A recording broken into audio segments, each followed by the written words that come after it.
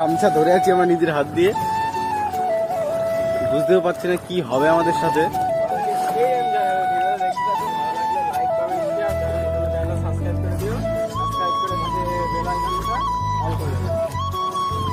তো আধা আধি অবস্থায় চলে আসলাম, ওদিকটা ওই যে আর ওদিকটা ঢেউ এখন আমার বহুত বাকি। তো আধা আধি অবস্থায় চলে আসলাম আর যাচ্ছি, আমার বন্ধুরা সামনে করে যাচ্ছে, ওই যে আছে ওখানে।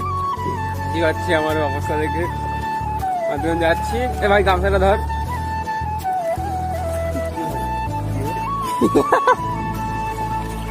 এটা কি লাম্বা মতন একদম, ওই লাম্বা ওই